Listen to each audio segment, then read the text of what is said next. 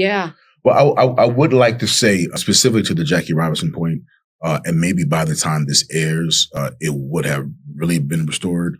But I actually looked up, because I saw it on social media, and I was like, hey, well, before I repost this, let me go Google, let me do my due diligence. So there are all these posts that said that his biography was restored on the website, but as of right now, as of this recording, this episode, it has not been put back. They put his name back, but they did not put his whole story. I think anything that is Black these days becomes DEI. I don't know if I was telling you or someone on the team this, that we were renting out a facility for an event. The event does happen to have R&B people. So you are more than likely going to get a Black crowd. And the place where we were renting was a college. And they said, we're just concerned about the DEI component of it.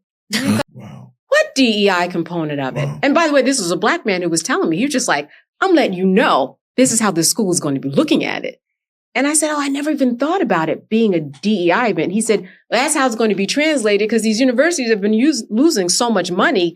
They don't want to be anywhere near Black folk. I said, well, that's a major problem. Everything Black becomes DEI. Everything Black becomes DEI. And as you said, it's not just about Black. It's about so many things. And the scariest thing is the way we are internalizing it.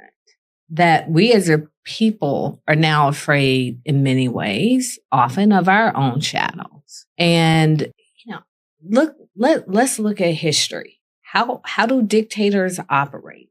In words of Audre Lorde, revolution is not a one-time event. This has not been a one-time thing. This has been planning. This has been getting into our consciousness, our subconsciousness. This is invading our spaces, whether it's in the barbershop, the beauty salon. It's been years and years and years of eroding those things that we know to be true.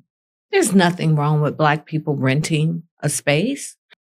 But now someone's concerned that it's viewed as DEI. There's nothing wrong with the word DEI. There's nothing wrong with talking about Jackie Robinson's service to the Army during World War II. But it is this drumbeat of erosion. Sure. But we know, so what you're saying, we know that, right? But, so again, when we talk about the power that we have, right? So let's say, they don't restore Jackie Robinson's full biography on the site. Yeah. I just read that the Arlington Cemetery have scrubbed stories of Black soldiers. Sure. So in cases like that, what do we do? Do we petition?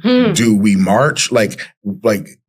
So there's so much talk about the power that we have, but in realistic, practical cases, how do we use that power to just restore those two? Sure. Those two grievances, not the word I'm looking for, but just those issues. Let's just take those two scenarios. Yeah. Well, it may be that we won't have it restored over the next 3.5 years.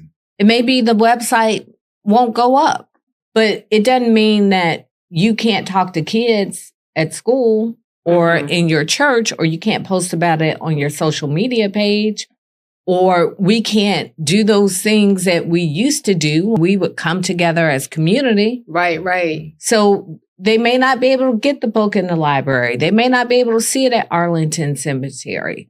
But we can still have those conversations and making sure that our children know, that the people in the barbershop know, that we're flooding the zone with all these things that actually are important. I think I was sharing this story with someone. Many years I'd sit in church and I had these great ministers. I could go to church on Sunday. I could get the word. All right. And then I'd come back next Sunday. Okay. Right.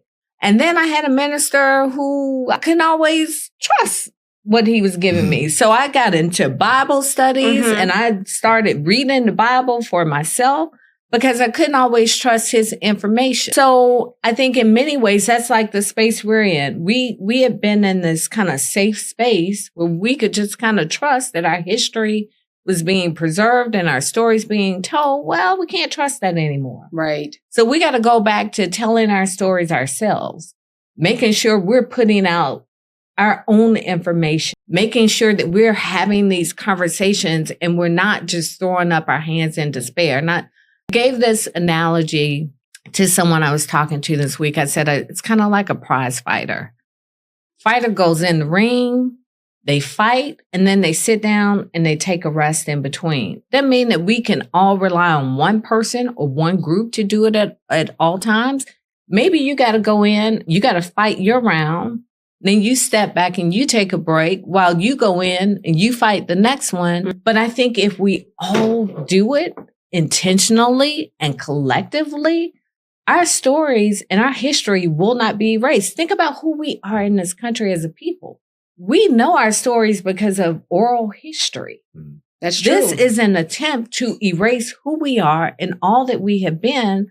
And it is up to us to tell and own our stories because we, once again, can't depend on anybody else to do it. No, we can't. We can't. I think people are looking and perhaps waiting for a leader. And those days are gone, right? I mean, we have so many different things that we're all fighting for individually. It's all very different. We can't just wait for that one leader to say, let's do the boycott or let's not do this.